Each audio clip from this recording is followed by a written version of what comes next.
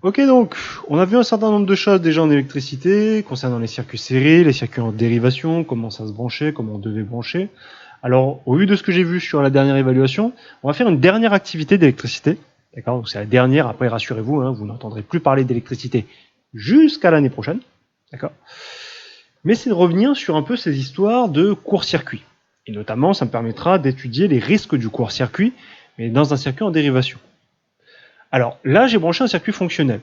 Il y a bien un générateur, le circuit est fermé, donc l'électricité peut bien circuler sans difficulté. Donc la lampe s'allume et le moteur tourne. Faites attention, le moteur n'est pas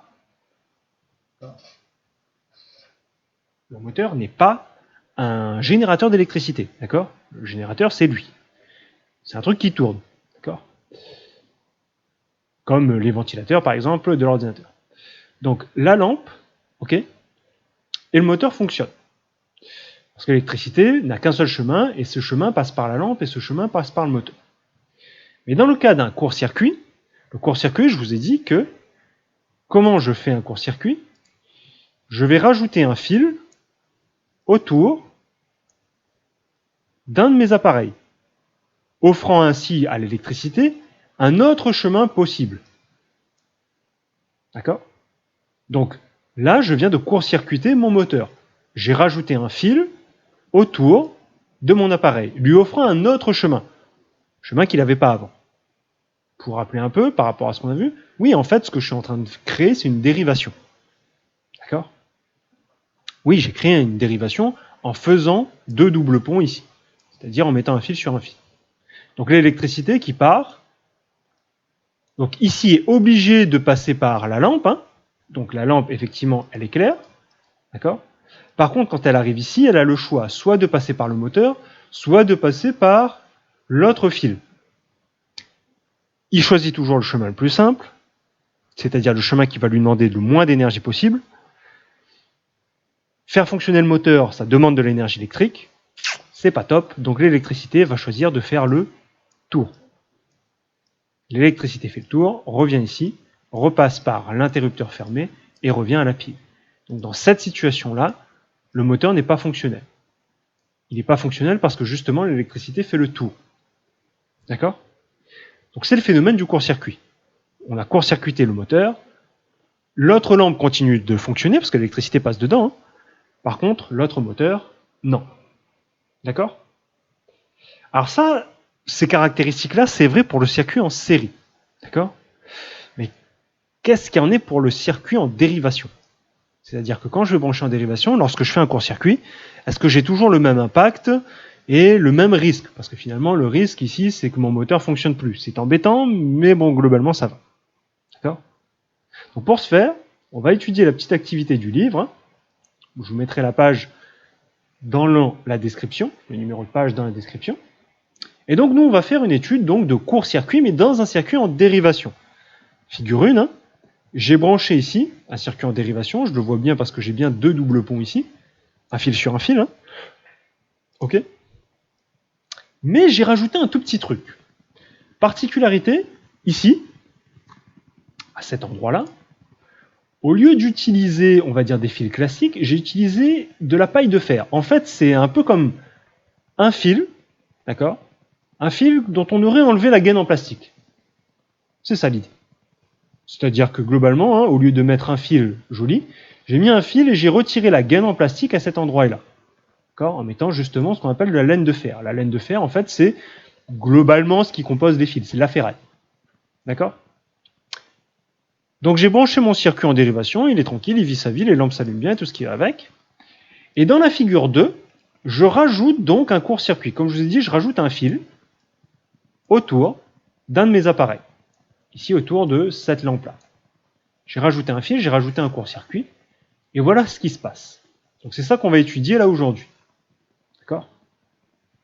Avant le court-circuit et après le court-circuit pour les trucs en dérivation.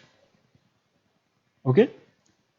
Alors comme d'habitude, si vous êtes à l'aise, vous pouvez mettre la vidéo sur pause et attaquer donc les petites questions. Ok? Au fur et à mesure, vous retrouvez bien évidemment les explications de chaque question dans le timecode en description. D'accord? Question 1, 2, 3, 4. globalement, entre 8 et 10 minutes, c'est largement suffisant. D'accord? Et sinon, je vais expliquer donc question par question, à vous de récupérer les explications en fonction de la question qui vous pose problème. D'accord?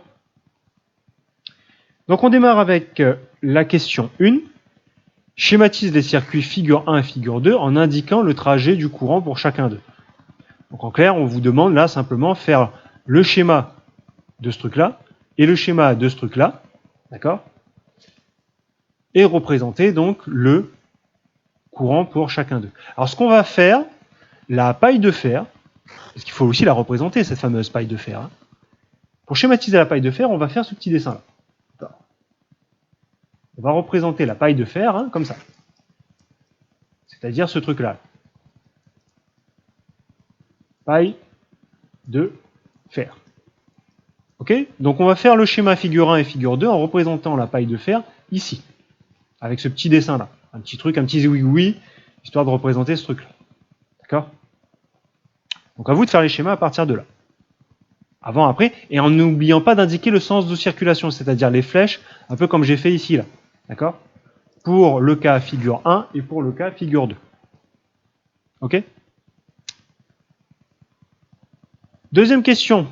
Pourquoi la manipulation de la figure 2 revient-elle à court-circuiter le générateur? Explique pourquoi plus aucune lampe ne brille. Pourquoi, en fait, faire ça? Parce que là, techniquement, je vous ai dit qu'on branche un fil autour d'un appareil.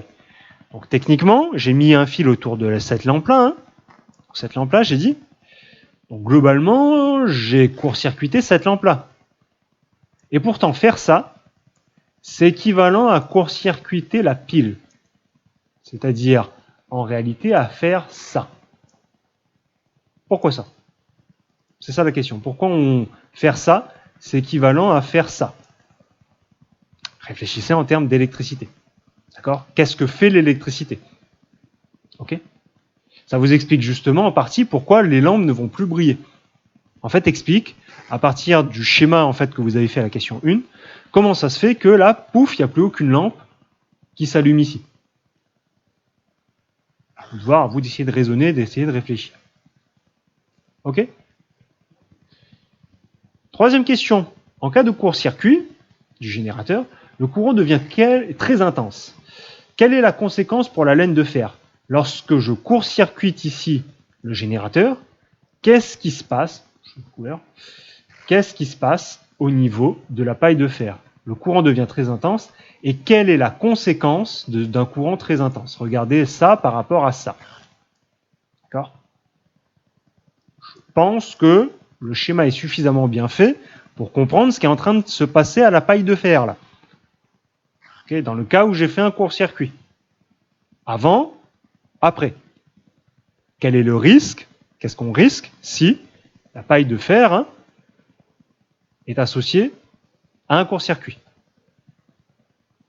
Et justement, question 4, quel est le danger d'associer un court-circuit pour un générateur? N'oubliez pas que vos maisons, là, ils sont branchées en dérivation. Donc, dans le cas d'un court-circuit en dérivation, dans le cas d'un court-circuit du générateur, quel est le principal danger? D'accord? À vous d'essayer de raisonner par rapport à ce que vous avez vu sur la paille de fer. Le principal danger, il est là. Avant le deuxième danger auquel souvent les gens pensent. Premier danger, c'est ça.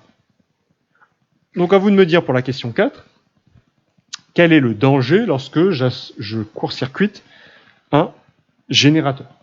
D'accord? Ok? Donc à vous d'essayer d'utiliser toutes ces informations-là pour essayer donc de faire les petites questions. Et donc moi, je vous retrouve dans la partie correction. Allez, à tout de suite.